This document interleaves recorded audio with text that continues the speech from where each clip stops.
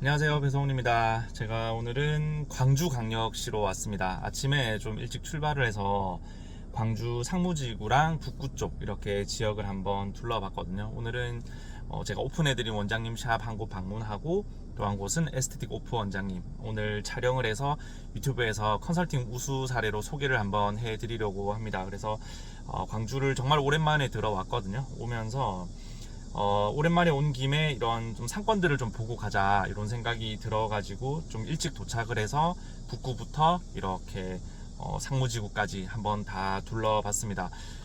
우리 5대 광역시 중에서 뭐 대전, 대구, 부산, 울산 그리고 광주광역시 이렇게 5대 광역시 중에서 해가 지나도 상권 변화가 생각보다 적은 곳이 이제 대전광역시랑 광주광역시 두 곳이거든요.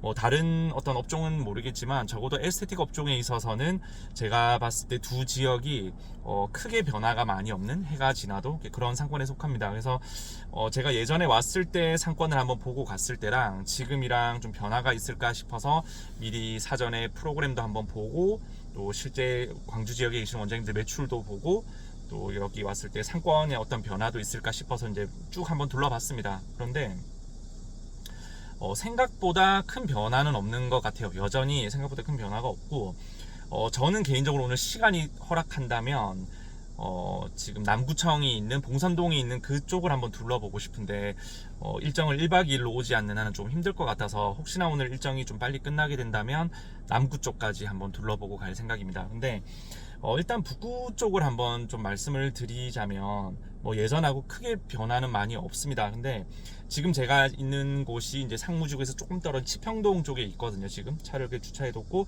제가 금호동, 이제 상무지구에서 남쪽으로 보면 이제 금호동, 화정동 이렇게 있죠. 그 구역까지도 한번 쭉 다 둘러봤거든요. 일단 뭐 상무지구 같은 경우에는 북구, 이제 광주를 절반으로 잘라서 북쪽 남쪽으로 나눈다면 북쪽 지역에서는 그래도 상무 지역이 가장 큰 상권이지 않습니까? 그래서 이쪽 상권을 보면 좀 특징이 있어요. 제가 여기 사진 한 장 띄워 드릴 텐데, 치평동이 있는 이 라인들을 보시면 상권이 이제 일반 상업지구도 되게 크게 발달을 해 있고, 주변에 아파트들이랑 일반 상업지구 그리고 이제 이런 상권들이 다 이렇게 아파트 옆에 포진되어 있습니다. 근데 이 일반 상업지구 안에 아파트를 끼고 있는 이 라인을 한번 보시면 복합상권을 형성을 하고 있어요. 되게 다양한 어떤 업종들이 들어와 있고, 사람들이 도보로 걸어서 나와서 직접 어떤 일을 할 수 있는 복합상권, 또 우리 남쪽으로 보면 금호동이나 화정동이 있는 이쪽 부분 같은 경우에도 이제 내려와서 직접 한번 보시면 작은 일반 상업지구나 상가들이 있긴 하지만 복합 상권을 형성하지 못하고 있습니다. 그래서 화정이라든지 금호 쪽 사람들의 상권이 어찌 보면 치평동 쪽으로 나 있습니다. 그래서 그들이 차를 타고 이동을 해서 여기 주차를 한번 하면 끝날 수 있는, 모든 일을 다 처리할 수 있는 그런 상권을 가지고 있기 때문에 제가 얼마 전에 스토리에도 한번 올려드린 적이 있는데, 여기 내용을 한번 띄워봐 드릴게요. 사람들 심리 자체가 차를 타고 이동을 하거나 했을 때 어떤 특정 지역 상가나 특정 지역에 주차를 하고 그 구역 안에서 모든 걸 해결하기를 원하는 게 심리입니다. 그래서 아파트 대단지가 담장을 둘러싸고 있을 때 그 담장 옆에 있는 작은 상권들, 혹은 학교 부지라든지 아니면 병원 부지들이 크게 발달을 해 있는 경우에 그 부지 담장 바로 옆에 있는 샵들이 생각보다 신규 고객 유입이 굉장히 적습니다. 그래서 그런 자리들을 좀 많이 피하라고 말씀을 드리는데, 지금 이런 치평동 쪽에 있는 이 상권이 잘 되는 이유 자체가 복합 상권을 형성한 곳에다가 옆에 아파트 단지, 도보로 이동할 수 있는 단지가 같이 형성이 되다 보니까 이 여러 가지 종목들이 이 작은 구역 안에 더 다양한 업종이 몰려 있게 됩니다. 그러다 보니까 화정이랑 금호 쪽에서 오는 사람들조차도 여기에 차를 한번 몰고 와서 이 구역에만 들어오면 생활하는데 모든 것들이 전반적으로 다 여기에 복합적으로 몰려 있다는 거죠.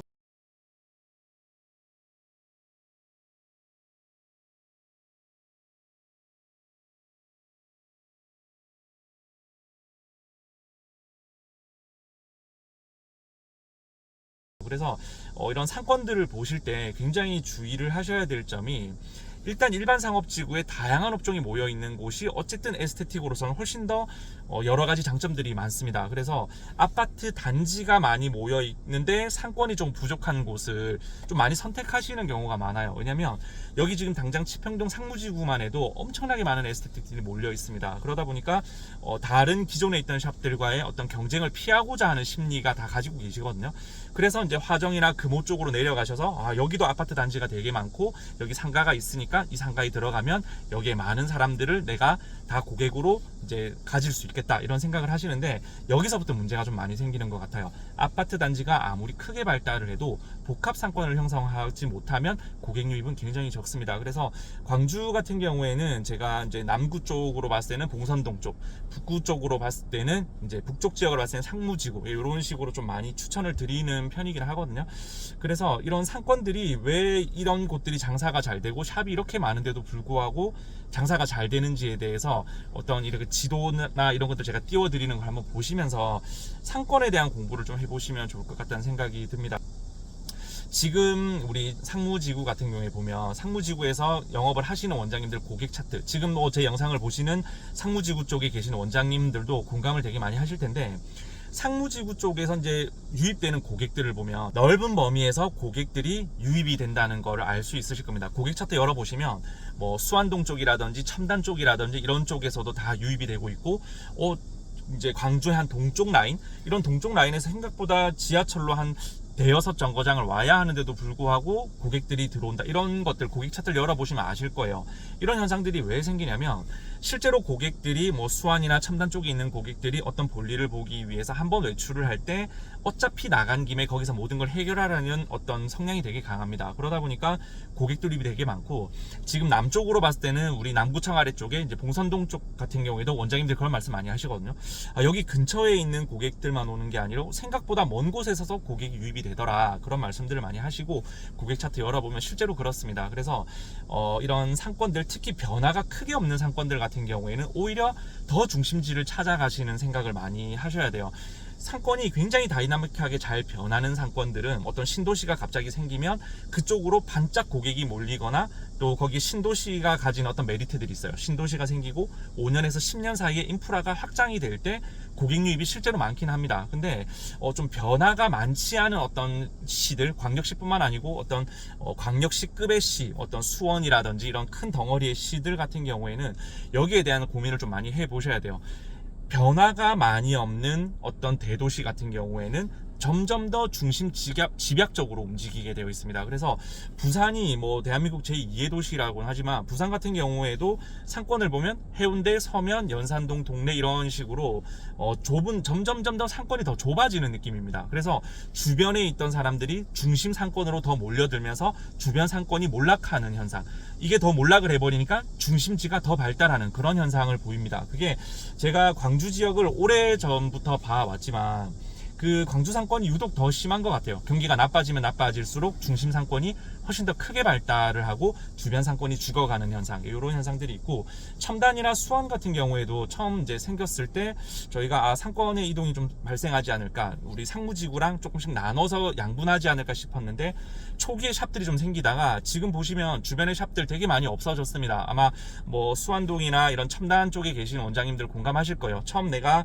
장사를 했을 때에 비해서 주변의 샵들이 또 많이 없어지고 또 많이 생기기도 하지만 생각보다 기존의 터줏대감처럼 운영하시던 분들이 좀 많이 없어지거나 이전을 상무지구 쪽이나 다른 지역으로 하신 사례들을 많이 보실 수 있으실 겁니다. 그래서 지금 신규 오픈을 하시는 분들 뿐만 아니고 어떤 기존에 영업을 하고 계신 분들도 되도록이면 상권에 대해서 좀 더 깊이 있게 공부를 해보시고 직접 그 지역을 차량으로 돌아보시거나 걸어보시는 거 정말 추천을 드립니다. 내가 여기에 살고 있는 입주민이라고 가정을 하시고 걸어서 돌아보시고 차량으로 한번 돌아보시면 고객들이 걸어서 나오거나 차를 가지고 이 지역을 나올 수 없겠구나 라는 생각이 반드시 들 겁니다. 그래서 여기에 대한 공부를 좀 많이 하시면 이전도 좀 더 좋은 쪽으로 하실 수 있으실 거고, 초기에 오픈을 예정을 하고 계시는 분들도 여기 상권에 대해서 좀 더 깊이 공부를 해 보실 수 있지 않을까 생각이 듭니다. 제가 계속해서 상권에 대한 얘기를 많이 하지만 제가 생각하기에 에스테틱 산업이 유독 상권 그 위치에 대해서 굉장히 좀 그 영향을 많이 받는다는 생각을 하거든요. 그래서 좀 손기술이 좋으신 원장님이 외곽 상권에 들어가셔서 평균 매출을 하시다가도 이전을 통해서 중심 상권으로 와서 매출을 3-4배 하는 경우가 굉장히 많습니다. 그래서 상권에 대해서는 정말 좀 더 깊이 있는 공부를 해보실 필요가 있을 것 같고, 앞으로 제가 이런 상권에 대한 이야기들을 영상에 좀 많이 띄워드리려고 하니까 지금 구독해 두시고 알림 설정도 같이 해두시면 새로운 영상들을 바로바로 받아보실 수 있을 것 같아요. 제가 지금 북구 쪽이랑 이렇게 돌아봤던 상권에 대한 이야기들을 좀 더 영상에서 다음번에 2편으로 한번 다뤄보도록 하겠습니다.